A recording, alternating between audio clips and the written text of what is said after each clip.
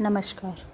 अब तक हमने देखा कि अष्टपैठानी के साथ साथ भौमासुर को मार के जो छुड़वाई थी वो 16,100 रानियाँ मिला के कुल 16,108 रानियाँ हैं।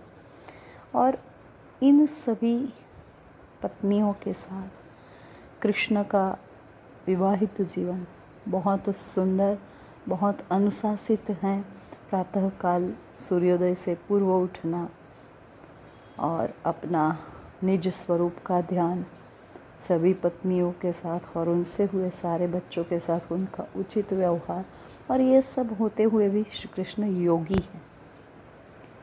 कुछ अजीब है ना, पर हाँ, यही कहा जाता है। आगे देखते हैं। पृथु नरेश की पुत्री पृथा, जिसे महाराज कुंती भोज ने स्वयं निसंतान होने के कारण गोद लिया था, उसका नाम कुंती रखा।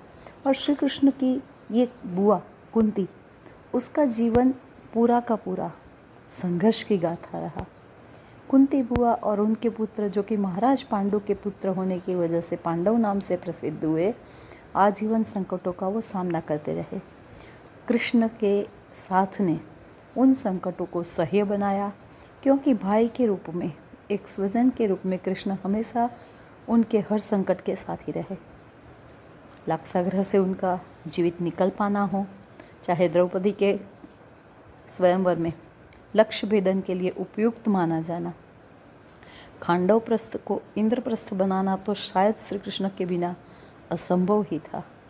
अर्जुन और श्री कृष्ण की जोड़ी हर असंभव को संभव बना रही थी। ब्राह्मण का वेश बनाकर जरासंध को युद्ध के लिए ललकारना और फिर भीम के हाथों उसकी मृत्यु कृष्ण के बिना कहाँ संभव थी। भीम चाहे बरसों तक लड़ता रहता, 2-4 बार नहीं, 2-4 100 बार भी हरा देता जरासंध को और मार देता, पर हर बार पुनः जुड़ने वाले उसके शरीर के दोनों हिस्सों को विपरीत दिशा में फेंकने का इशारा अगर कृष्ण ना करते तो भीम उसे कभी जीत नहीं पाता। प्रथम पूजा के अधिकारी के रूप में श्री कृष्ण का वर्ण शिशुपाल ने उसका विरोध किया। प्रतिकार रूप सभी सभासद, सभी आमंत्रितों के सामने ही कृष्ण निंदा करना आरंभ कर दिया। श्री कृष्ण का यूं अपमान देखकर कई राजा उठे शिशुपाल को दंडित करने, पर कृष्ण ने रोका, क्योंकि शिशुपाल की माता यानी अपनी बुआ को उनने शिशुपाल की 100 गलतियां माफ़ करने का वचन जो दिया था, वो मन ही मन गिनते रहे। 99 अपवचन के बाद उन्होंने रोका, बस अब और नहीं। पर कहते हैं ना, विनाश काले विपरीत बुद्धि।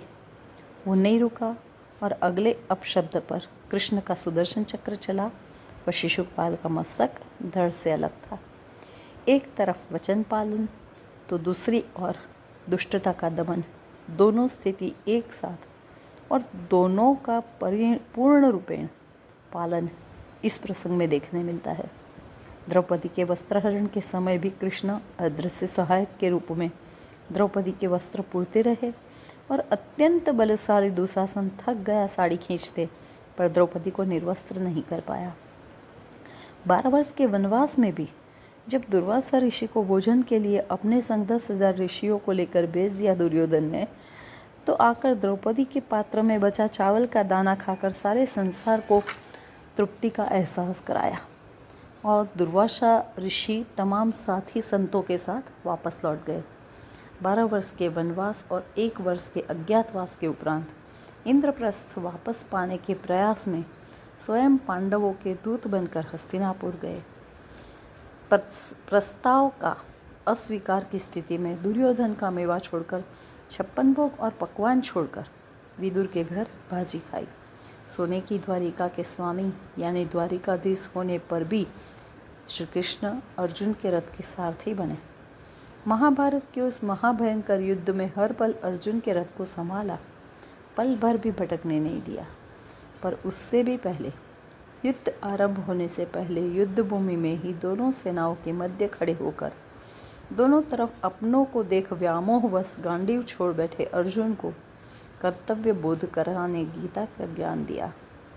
देह की नश्वरता और आत्मा की अमरता का बोध कराते हुए आवागमन का, जन्म मरण का, परमात्मा का शाश्वत नियम समझाते हुए मानव जीवन रहते कर्तव्य पथ पर चलकर श्रेय के भागी बनने की बात समझाई। ज्ञान योग, भक्ति योग एवं कर्म योग की बात सिखाकर कर्तव्य कर्म को कर्म योग का पर्याय बताकर अर्जुन को युद्ध के लिए तैयार किया। और 18 दिन तक चले महाविनाशक युद्ध में हर पल अर्जुन के सच्चे मार्गदर्शक, सच्चे साथी रहे। अनीति पर नीति की, अधर्म पर धर्म की विजय के न सिर्फ प्रत्यक्ष साक्षी बल्कि प्रमुख माध्यम भी बने। युद्ध की विभीषिका से दूषित वातावरण की शुद्धि के लिए युधिष्ठिर से यज्ञ करवाया। गांधारी के शाप को निमित्त बनाकर स्वयं के कुल को, यादवों को आपस में ही लड़कर मरने दिया और भूमि का भार हरने का स्वयं का अवतार कार्य पूर्ण होते ही सदैव इस धराधाम से निज धाम को प्रस्थान किया। कृष्ण ने जिस द्वारिका को निर्मित करवाया था, कृष्ण के निज धाम गमन करते ही पूरी की पूरी सोने की द्वारिका समुद्र के भीतर समा गई। समय के चक्र के साथ उस द्वारिका नगरी के अवशेष भी मिले। चरित्र की विविधताओं के साथ कृष्ण का जीवन प्यार, हर्ष, विरह, दुख न जाने कितने ही रंगों से रंगा रहा। पर पांडवों का साथ, एक बात जरूर कहना चाहूँगी।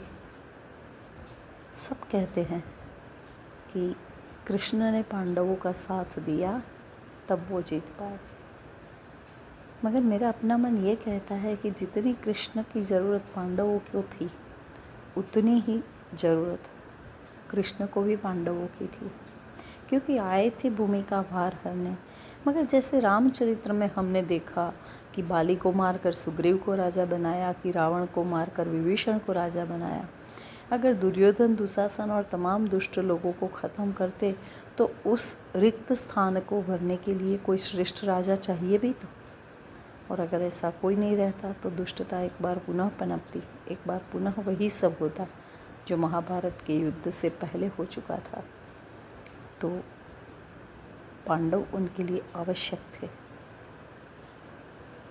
हाँ, उन्होंने अर्जुन को कहा कि जिसको देखकर तुम मोह में पड़ रहे हो उन सबको तो मैंने पहले से मार के रखा है, बस चलते फिरते पुतले हैं और तुम्हें श्रेय लेना है। मगर वो चलते फिरते पुतले न भी चल रहे होते, वाकई में मर चुके होते ना, तब भी कृष्ण को उस स्थान को भरने की, दुष्टता के अंत के बाद वहाँ श्रेष्ठता की स्थापना के लिए किसी न किसी श्रेष्ठ व्यक्ति की आवश्यकता तो अवश्य पड़ती, और पांडव उनकी उस आवश्यकता में बिल्कुल फिट बैठते थे। इसीलिए इस बात से एक बात ज़रूर कहती हूँ, परमात्मा को भी अच्छे साथी चाहिए, नीति के पक्षधर, श्रेष्ठता पर चलने वाले, साहसिक, निडर और निर्माण, मान और मोह से मुक्त ऐसे व्यक्तियों की भगवान को भी आवश्यकता है। कुल मिलाकर अपने आप को उनकी नज़र में अच्छा साबित कर दें, ऐसे लोग उन्हें भी चाहिए। अगर हम साबित कर दें तो क्या वो अर्जुन की तरह हमारे संरक्षक बनकर हर पल हमारे साथ रह सकते हैं? महाभारत के उस महासंग्राम में अर्जुन के रथ की सुकान अपने हाथ में लेने वाले क्या हमारे इस जीवन संग्राम में जीवन रथ के सारथी बन सकते हैं? मेरे ख्याल से हाँ, ज़रूर बन सकते हैं। बस हम आप सब कोशिश करें। जय श्री कृष्ण, जय गुरुदेव।